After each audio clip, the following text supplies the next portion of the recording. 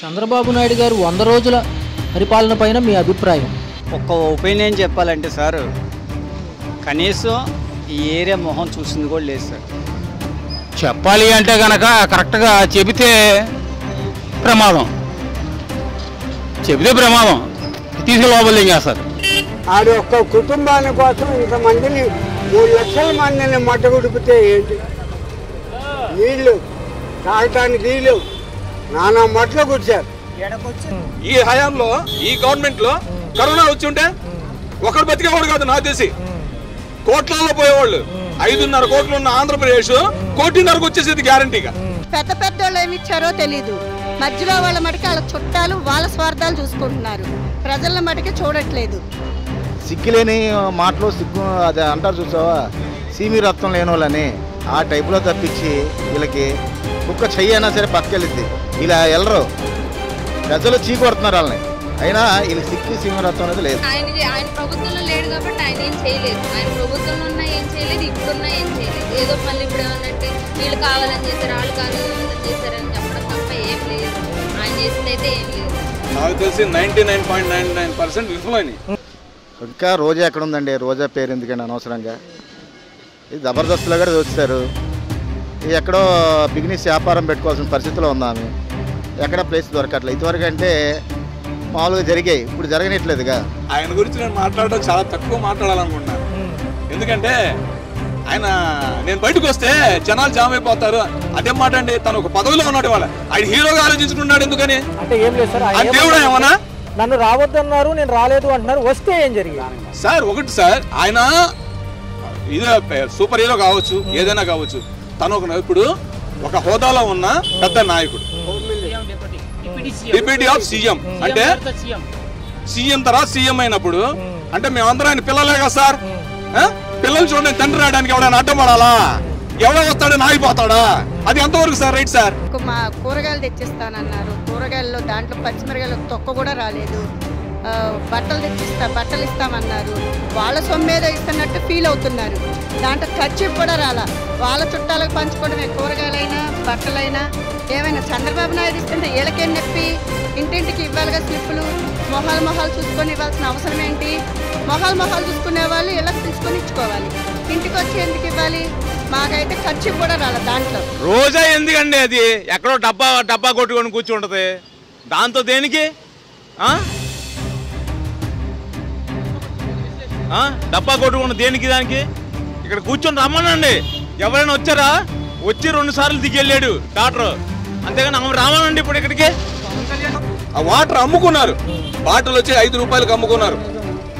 Bottle ప్రతి bottle 5 రూపాయలకు అమ్ముకున్నారు. పాల ప్యాకెట్ 5 రూపాయలకు అమ్ముకున్నారు. బోట్లోళ్ళు నేను 5,000 ఇచ్చి వెళ్ళానండి.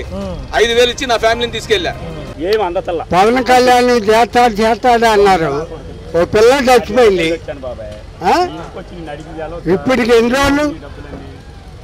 ఒకటి గుర్తు పెట్టుకోండి, మీరు టీవీ అని కాదు, ఇదో ఒకటి గుర్తు పెట్టుకోండి.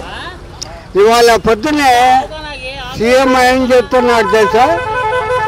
ఇదంతా జగన్ పాపమే. ఆడేం చేశాడు? అది కాదయ్యా, ఆడేం చేశాడు? ఏం చేయలే. ఇక ప్రతి దానికి ఆదుకున్నాడు. ఏంటో పిచ్చిమండా కొడుకు పిచ్చేసాలాగా వాడటం తప్ప ఏం లేదు. మరి చూసుకున్నట్లయితే ప్రభుత్వం అందిస్తున్న సహాయక చర్యలు మీకు ఎంతవరకు అందినాయి? ఒకవేళ సఫలంగా అందినాయి అంటున్నారా, విఫలమైనవి అంటారా? ఒకటి మాత్రం వాస్తవయ్యా, ఈ ఏరియా 64వ డివిజన్లో బండా ఉమామహేశ్వరరావు గారు ఎమ్మెల్యే గారు ఏంటి ఆయన ఒకడు ఉన్నాడు.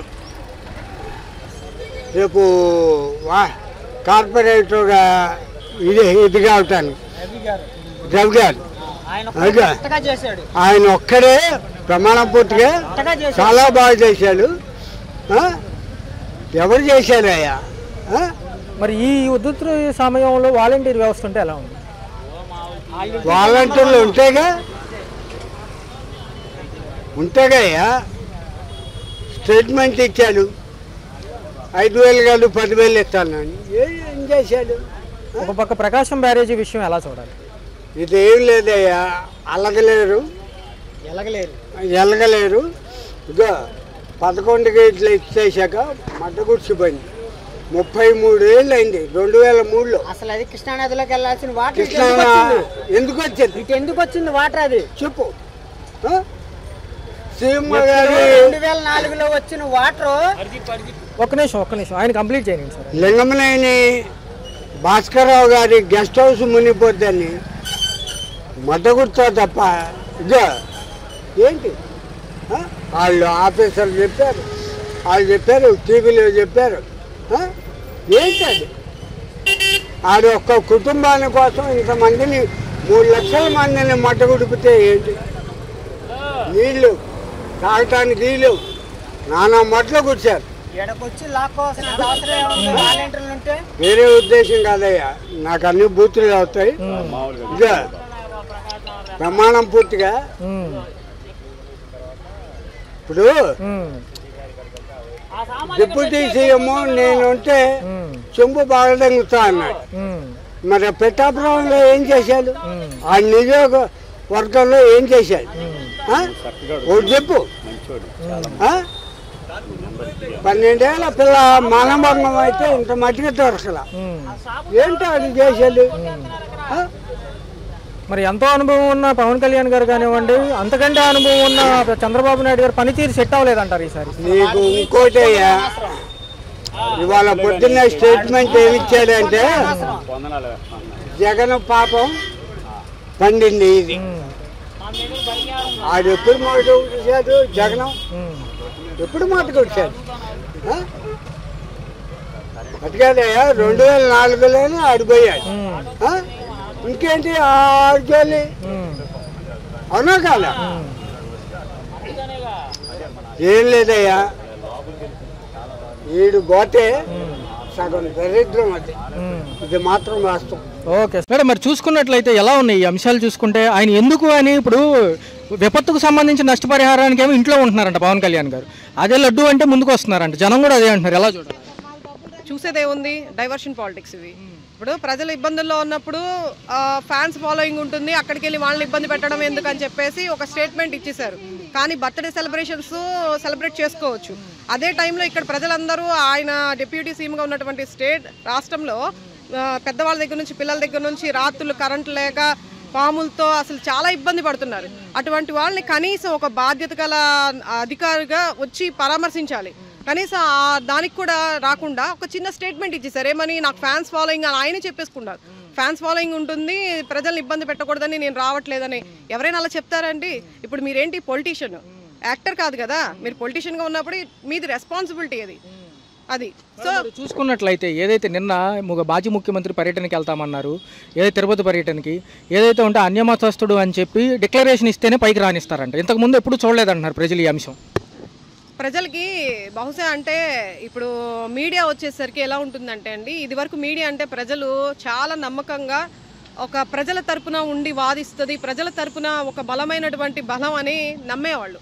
ఇప్పుడు ఆ మీడియాని నమ్మే పరిస్థితుల్లో ప్రజలు ఎవరు లేరు. ఎందుకంటే ఇదంతా కూడా ఒక మాఫియా లాగా, అంటే అనకూడదు, ఒక మాఫియా లాగా తయారైపోయి ఎవరికో ఒక తొత్తుల్లాగా పనిచేస్తున్నారే తప్ప వాళ్ళు పందిని చూపించి ఇది నంది అంటే నంది అంతే అని చెప్పి ప్రెస్లో కానీ పేపర్లో కానీ ఛానల్స్లో కానీ దాన్ని వైరల్ చేస్తూ ఉన్నారు. కాబట్టి నేను చెప్పేది ఏంటంటే డిక్లరేషన్ ఫామ్ అనేది ఈరోజు కొత్తగా అడగడం ఏంటి? ఓకే మీరు పెట్టారు, ఒక అన్యమతస్థుడుగా వెళ్ళేటప్పుడు చేయాలి, డిక్లరేషన్ ఫామ్ ఇవ్వాలి. కానీ ఇన్ని రోజుల నుంచి లేనిది ఈ రోజు కొత్తగా అడగడం ఏంటి? లాస్ట్ 5 yearsలో జగన్మోహన్ రెడ్డి గారు ఎన్నిసార్లు తిరుమలకి వెళ్ళారు? ఎన్నిసార్లు వెళ్ళారు? మన ప్రధాని మోడీ గారితో కలిసి వెళ్ళారు. మరి ఆ రోజు లేని డిక్లరేషన్ ఈ రోజు కొత్తగా రావడం ఏంటి? వీళ్ళేమంటున్నారంటే అబ్దుల్ కలాం గారు ఉన్నప్పుడు ఇచ్చారు, సోనియా గాంధీ గారు ఇచ్చారు అంటున్నారు. అది చూపించమంటే వీళ్ళేం చూపించట్లేదు. మరి అదే దాన్నే డైవర్షన్ పాలిటిక్స్ అంటారు. ఇప్పుడు మరి అవన్నీ చూపించచ్చు కదా. నిజంగా నీతిగా నిజాయితీగా వాళ్ళ సైడ్ ఉంది అనుకుంటే చూపించాలి ప్రజలకి. అవేమీ లేకుండా డైవర్షన్ చేసి ఒకళ్ళ మీద నిందేసేసి దాన్ని ఇదిగో పంది అంటే నంది అని చూపించేస్తే ఎలా కుదురుతుంది? ప్రజల్ని మభ్యపెట్టడానికి చేస్తున్నారు ఇవన్నీ. చూసుకుంటే ఈ రోజు నుంచి పూజలు చేస్తున్నాయి ఇదే అంశం పైన. ఒక పక్క ఆర్కే రోజా గారు నిన్న చెన్నైలో పూజలు చేసి ఎవరైతే బూట్లు వేసుకొచ్చారో పూజలకు సంబంధించి అని చెప్పి ఆయన ఆవిడ ఫోటోలు చూపించారు. అవన్నీ ఎలా చూడాలి? ఒకటి చెప్తానండి, ఈరోజు ఎలా ఉందంటే ప్రతి విషయాన్ని కూడా ఒక కులాన్ని మతాన్ని కూడా ఈరోజు పాలిటిక్స్లోకి తీసుకొచ్చేస్తున్నారు మన అధికారులు.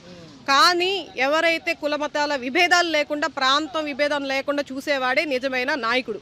అటువంటి నాయకుడు లేడు. ఈరోజు ఏంటంటే వచ్చిన 100 రోజుల్లోనే ఇది మంచి ప్రభుత్వం అని వాళ్ళు స్టిక్కర్లు అతికించుకుంటున్నారు. కానీ మంచి ప్రభుత్వాన్ని ప్రజలు చెప్పాలి. ఏం చేశారు ఈ 100 రోజుల్లో? ఏం చేశారు చెప్పండి. ఇంతమంది ప్రజలు అల్లాడుతున్నారు ఎప్పుడు లేని విధంగా. వాళ్ళకి ఏ రోజైనా న్యాయం చేశారా? ఇప్పటి వరకు వచ్చి అక్కడ బయట కనిపించేసి ఏదో ఒకళ్ళు ఇద్దరు కూడా వెళ్ళిపోయారు తప్ప లోపల దాకా ఎంతమంది జనాలు అల్లాడుతున్నారు, ఎంతమంది నిరాశ్రయులేరు, పిల్లలకి పుస్తకాలు కూడా లేవు. అటువంటి వాళ్ళకి ఏం చేస్తుందండి గవర్నమెంట్? కేంద్ర ప్రభుత్వం కూడా ఈ విపత్తుకు సంబంధించి ఇంకా ఫండ్ ఇవ్వలేదని చంద్రబాబు గారు అన్నారు. కానీ వీళ్ళు లడ్డు విషయాన్ని మట్టుకు బాగా సీరియస్గా తీసుకుని ఏదైతే ఉందో వీళ్ళు ఆపేస్తాము, ప్రతిపక్షాలు వస్తాయి అంటున్నారు. ఇది ముందు తేల్చమంటారా? ఇది ముందు తేల్చమంటారా?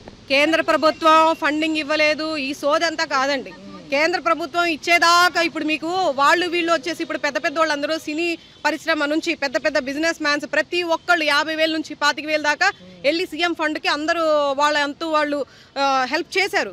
అది మొత్తం చూసుకుంటే 600 కోట్లకు పైగా వచ్చింది. ఇప్పుడు అది చాలా అండి ఇక్కడ చేయడానికి. పైనుంచి కేంద్రం నుంచి రావాలా? ఇవన్నీ సుత్తి మాటలు చెప్పొద్దని చెప్పండి. ప్రజలకి సహాయం చేసుకోవాలనుకుంటే ఎలాగన్నా చేయొచ్చు, అంతే తప్ప వాళ్ళ అకౌంట్లోకి జమ చేసుకోవాలంటే ఇవన్నీ వాళ్ళు ఇవ్వలేదు వీళ్ళు ఇవ్వలేదని సాకులు చెప్పడం కాదు. ముందు ప్రజలకి ఏం కావాలి? వచ్చిన 100 రోజుల్లోనే మీరేం చూడకపోతే ఏమి? లాస్ట్ ప్రభుత్వం సరిగ్గా చేయలేదనే కదా మిమ్మల్ని ఎన్నుకుంది. మరి మీరు ఈ 100 రోజుల్లో ఏం చేశారు? Right madam. మరి నష్టపరిహారానికి సంబంధించి ఏమంటున్నారు? అసలు ఒకవేళ నోటిఫై చేసుకోకపోతే ఏంటి పరిస్థితి? నష్టపరిహారం అంటే అండి, ఇప్పుడు ఆల్రెడీ గవర్నమెంట్ వచ్చేసింది. వచ్చిన తర్వాత కొన్ని విపత్తులు జరిగాయి. ఈ విపత్తుతో పాటు అంటే ఇక్కడ లోకల్గా ఉన్నదైతే ఇది, మాకు స్టేట్ వైడ్గా చూసుకుంటే బోల్డ్ అని ప్రాబ్లమ్స్ ఉన్నాయి. ఇప్పుడు వైజాగ్ స్టీల్ ప్లాంట్ని ప్రైవేటీకరణం చేస్తా అన్నారు.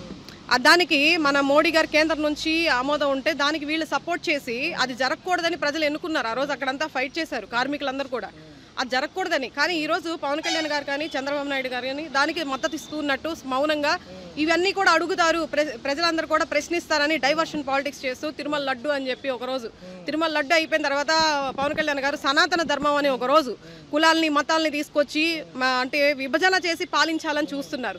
నెక్స్ట్ వచ్చేసి థర్డ్ పాయింట్ వచ్చేసి డిక్లరేషన్ ఫామ్ ఉండాలని చెప్పేసి ఇదొకటి. అంటే ఎంతసేపటికి ఏంటంటే వాళ్ళు డైవర్షన్ పాలిటిక్స్ చేసుకుంటూ ఉన్నారు తప్ప ప్రజల సమస్యల మీద ఫోకస్ పెట్టట్లేదు. ఇది 100% ప్రతి ఒక్కళ్ళు కూడా గమనిస్తున్నారు. ఈవెన్ నేను కూడా ఒక యాజ్ ఏ మహిళగా సింగినగర్ ప్రాంత వాస్తవ్యురాలుగా నేను చెప్తున్నాను. నాకు తెలిసి నష్టపరిహార చర్యలు అని చెప్తున్నారు కానీ అందరి దాకా చివరి దాకా అంటే చివరి వ్యక్తి వరకు వెళ్తుందని అయితే నమ్మకం అయితే లేదు. ఎక్కడే చూస్తున్నా నేను దాదాపు 2-3 రోజుల నుంచి తిరుగుతున్నాను.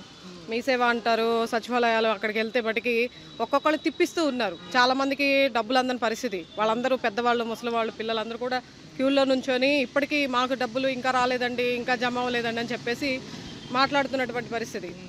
కాబట్టి చాలా వరకు అందరికీ వచ్చాయని అయితే గట్టిగా అయితే చెప్పలేము. అంతేకాకుండా వీళ్ళకి ఇప్పుడు ఫుడ్ కానీ చాలామంది నిరాశ్రయులు అయిపోయారు.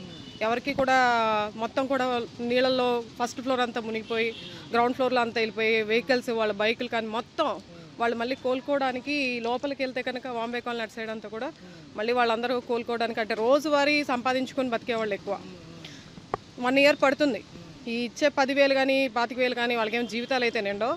కాకపోతే ప్రభుత్వాలు వచ్చి 100 రోజుల పాలన మొన్న 20తో పూర్తయింది. ఇంటింటికి ఇది మంచి ప్రభుత్వాన్ని స్టిక్కర్లు అతికిచ్చి ప్రజాభిప్రాయ సేకరణ చేస్తామంటున్నారు. ప్రజలు ఎలా రెస్పాన్స్ ఇస్తారంటారు? స్టిక్కర్లు అతికించుకున్నంత మాత్రాన ఇది మంచి ప్రభుత్వం అని చెప్పడానికి వాళ్ళు చెప్పుకోవడం కాదు, అది ప్రజలు చెప్పాలి. ప్రజలు చెప్పి ఇది మంచి ప్రభుత్వం అని ప్రజలు చెప్పాలి తప్ప వాళ్ళు చెప్పుకొని స్టిక్కర్లు అతికిచ్చేసినంత మాత్రాన ప్రజలు దాన్ని యాక్సెప్ట్ చేస్తారనే గ్యారంటీ ఏముంది? మనం చేసే పనులు బట్టి కదా ప్రజలు యాక్సెప్ట్ చేయాలి. ఇది మంచి ప్రభుత్వం, మాకు అన్నీ కూడా ఫ్లడ్స్ వచ్చాయి, మాకు మొత్తం కూడా అంటే సర్వీస్ పరంగా కూడా గవర్నమెంట్ నుంచి ఏమొచ్చేంటి అనేది వాళ్ళు ప్రతిదీ గమనిస్తూ ఉంటారు. అది వాళ్ళు ఆమోదించాలి తప్ప వాళ్ళు స్టిక్కర్లు అతికించుకున్నంత మాత్రాన అది అయితే నిజం అవ్వదు కదా. మరొక అంశంలోకి వెళ్తే మరి గత వారం రోజులుగా మంత్రివర్గాలంతా కూడా ప్రజెంట్ ప్రభుత్వంలో లడ్డూ వైపే ఉన్నారు. అసలు ఆ లడ్డూ విషయం తెలియద్దంటారు. ఇప్పుడు లడ్డూ విషయం అనేది ఇప్పుడు అంతా కూడా జరుగుతుంది డైవర్షన్ పాలిటిక్స్ ఇవి నాకు అనిపించి. ఎందుకంటే ఆంధ్ర రాష్ట్రంలో ఇప్పుడు ఉండవలసిన సమస్యలు బోలెడని ఉన్నాయి. చూసుకున్నట్లయితే ప్రాయశ్చిత్త దీక్ష దేనికంటారు? ప్రాయశ్చిత్త దీక్ష ఇవన్నీ వాళ్ళ వేలో వాళ్ళు వెళ్తున్నారు, వాళ్ళ పాయింట్ ఆఫ్ వ్యూలో వాళ్ళు వెళ్తున్నారు. పొలిటికల్గా ఎలా గేమ్ ఆడాలి, అవతరాలని ఏంటి, గవర్నమెంట్ వాళ్ళదంతా కావాల్సింది ఏంటి, ఇప్పుడు అపోజిషన్ పార్టీ ఏదైతే ఉందో దాన్ని ఏ విధంగా డ్యామేజ్ చేయాలి అనేది చూస్తున్నారు తప్ప ఆంధ్ర రాష్ట్రంలో ఉన్నటువంటి సమస్యల మీద ఎవరు ఫోకస్ చేయట్లేదు. దానికి తెలుస్తూనే ఉంది. ఇప్పుడు పవన్ కళ్యాణ్ గారు పశ్చాత్తాప దీక్ష అన్నారు. మరి ఫ్లడ్స్ వచ్చి ఇంతమంది నీళ్ళల్లో కొట్టుమిట్ట